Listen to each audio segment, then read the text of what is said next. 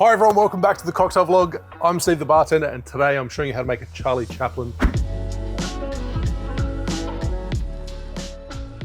This has been on my list for a very, very long time, but I haven't had Sloe Gin. But thank you to the people of Patreon who support the channel financially. I've gone ahead and finally bought a bottle of Plymouth Sloe Gin. For those that are wondering, if you do want to support the channel, Patreon is the best way to go, and I'll leave a link in the description below. But onto the cocktail. It's simple. It's a 3-ingredient cocktail. It's equal parts, and it originated back in the 1920s from the Waldorf Astoria hotel in New York City.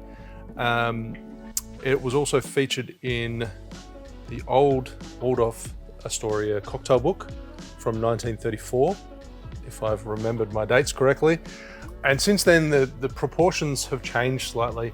Some people may have thought it's a little bit too sweet, but I'm gonna try the original recipe, give you my feedback on that, and then you can go ahead and try it yourself and let me know what your preferred proportions are. So it's a Sloe Gin based cocktail. I'm using Plymouth Gin, so 30 ml, 1 ounce. A Sloe Gin is basically sloe berries that are macerated in the gin, meaning left for time, sometimes 6 months or more, and it extracts those tart kind of, a little bit of acidic flavor as well, and also, of course, the sugars from the fruit, from the sloe berries. It's a popular style of gin. I believe it originates from the UK, and speaking of which, we're actually working on our own Sloe Gin for Threefold, which is it's quite some time away, but we're working on it. Then we've got an Apricot Brandy Liqueur, so 30 ml, 1 ounce.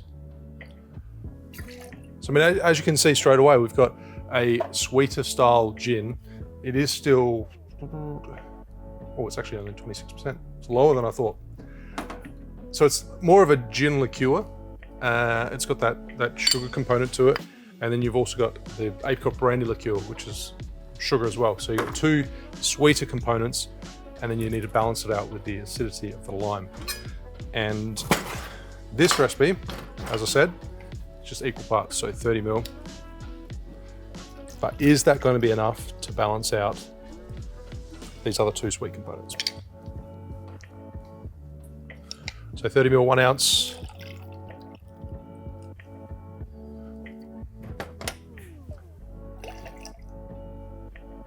For those that have watched the channel for a while, you know that I love simple drinks, like 3 ingredients, equal parts. You cannot get simpler than this.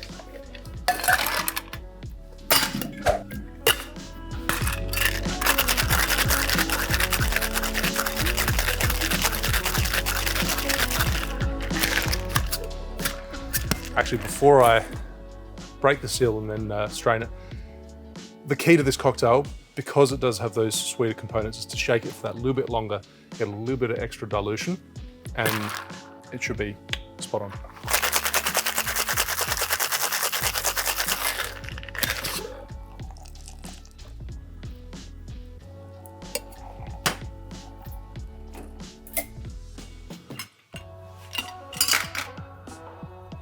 I use one of my new glasses. I think it's called a nude coupe. Looks kind of cool. It is only a 90 ml cocktail and it still looks kind of big, so it might come up short. That's what I'm afraid of, but here goes. Double strain.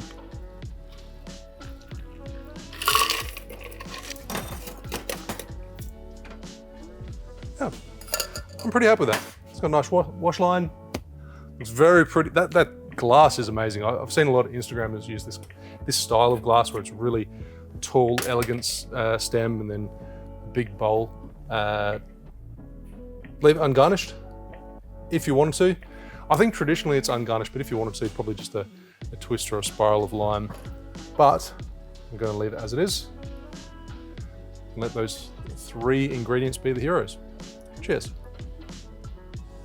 It's actually quite it feels quite awkward to drink out of this glass with such a long stem. I think you need to hold it like this.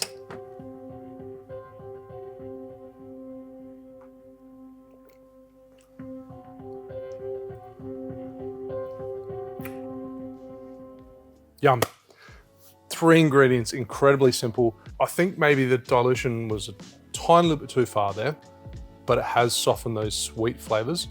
I do think it's quite a balanced drink. There is enough acidity to balance those sugary components. You get that tartness from the Sloe Gin. And of course, a lot of apricot flavor.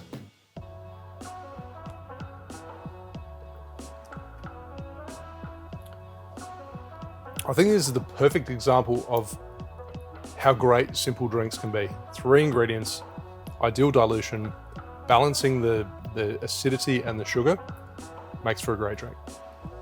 There you have the Charlie Chaplin. Thanks for watching. Make sure you like and subscribe, and I'll see you soon for another cocktail video. Cheers.